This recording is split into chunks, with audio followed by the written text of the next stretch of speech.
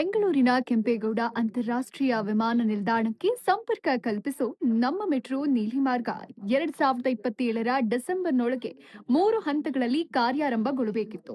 Central silk ಬೋರ್ಡ್ನಿಂದ ವಿಮಾನ ನಿಲ್ದಾಣದವರೆಗಿನ 58 kilometre ಮಾರ್ಗ ಸಾರ್ವಜನಿಕರಿಗೆ ಅನುಕೂಲ ಆಗುವಂತೆ ಹಂತ ಹಂತವಾಗಿ ತೆರೆಯಲಾಗುವುದು ಅಂತ ಈ ಹಿಂದೆ ಅನೇಕ ಬಾರಿ ಹೇಳಿದ್ರೂ ಕೂಡ ಕಾಮಗಾರಿ ಆಮೆಗತಿಯಲ್ಲಿ ಸಾಗ್ತಾ ಇದ್ದ ಮುಂದಿನ ಡಿಸೆಂಬರ್ ಒಳಗಾಗಿ ಆರಂಭಗೊಳ್ಳೋದು ಬಹುತೇಕ ಅನುಮಾನ. ಈ ಮಾರ್ಗ ಟೆಕ್ಕಿಗಳಿಗೆ ಹಾಗೂ ನಗರದ ಐಟಿ ವಲಯಕ್ಕೆ ಹೆಚ್ಚಿನ ಅನುಕೂಲವಾಗುತ್ತೆ ಅಂತ ಹೇಳಲಾಗಿತ್ತು. ಶೀಘ್ರದಲ್ಲೇ ಗುಲಾಬಿ ಹಾಗೂ ನೀಲಿ ಮಾರ್ಗ ಆರಂಭಿಸಲು ಭರದಿಂದ ಕಾಮಗಾರಿ ನಡೀತಾ ಇದೆ. ಆದ್ರೆ ಆಮೆಗತಿಯಲ್ಲಿ ಸಾಗ್ತಾ ಇರೋದ್ರಿಂದ ಡಿಸೆಂಬರ್ ಒಳಗೆ ಸಾರ್ವಜನಿಕರ ಓಡಾಟಕ್ಕೆ ಸಿಗೋದು ಬಹುತೇಕ ಅನುಮಾನ.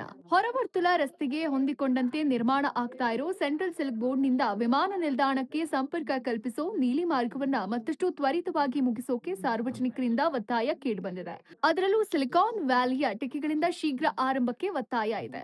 ಬೆಂಗಳೂರಿನ ಟೆಕ್ ಕಾರಿಡಾರ್ ಕೆಆರ್ಪುರದಿಂದ ಸಿಲ್ಕ್ ಬೋರ್ಡ್ ವರೆಗೆ 500 ಕಂಪನಿಗಳಲ್ಲಿ 10 ಲಕ್ಷಕ್ಕೂ ಹೆಚ್ಚು ಜನ ಕೆಲಸ ಮಾಡ್ತಾರೆ. ಇದು ನಗರದ ವಾರ್ಷಿಕ ಐಟಿ ಆದಾಯದ ಶೇಕಡಾ 36ರಷ್ಟನ್ನ ನೀಡುತ್ತೆ. ನೀಲಿ ಮಾರ್ಗ ಆರಂಭ ಆದ್ರೆ ಪ್ರಯಾಣದ ತೊಂದರೆಗಳನ್ನ ಕಡಿಮೆ ಮಾಡುತ್ತೆ. ಹಾಗಾಗಿ ಐಟಿ ಉದ್ಯಮಕ್ಕೆ ಉತ್ಪಾದಕತೆಯನ್ನ ಹೆಚ್ಚಿಸುತ್ತೆ. ನೀಲಿ ಮಾರ್ಗ ತಡವಾಗೋಕೆ ಕಾರಣ ಏನು ಅನ್ನೋದನ್ನ ಗಮನಿಸಿದ್ರೆ ಮಾರ್ಗದ ಮರಗಳನ್ನ ಕಡಿಯೋಕೆ ಮತ್ತು ಸ್ಥಳಾಂತರಿಸಲು ಕೋರ್ಟ್ನಿಂದ ಅನುಮತಿ ಸಿಗೋದು ತಡ ಆಯ್ತು. ರಸ್ತೆ ಜಾಗವನ್ನ ಕಡಿಮೆ ಮಾಡೋಕೆ ಪಿಲ್ಲರ್ಗಳನ್ನ ಮರು ವಿನ್ಯಾಸ ಮಾಡಿದ್ದು, ಗೇಲ್ ಗ್ಯಾಸ್ ಪೈಪ್ಲೈನ್ ಅನ್ನ ಸ್ಥಳಾಂತರಿಸಿದ್ದು, ಹೊರಮಾವು ಮತ್ತು ಎಚ್ಬಿಆರ್ ಲೇಔಟ್ ನಡುವೆ ಓವರ್ ಹೆಡ್ ಭಾರಿ ವಿದ್ಯುತ್ ಸರಬರಾಜು ಲೈನ್ಗಳನ್ನ ಭೂಗತಕ್ಕೆ ತರುವಲ್ಲಿ ತಡವಾಗಿದ್ದು ಮೆಟ್ರೋ ನೀಲಿ ಮಾರ್ಗ ಆರಂಭಗೊಳ್ಳೋಕೆ ತಡ ಆಯ್ತು ಅಂತ ಹೇಳಲಾಗ್ತದೆ.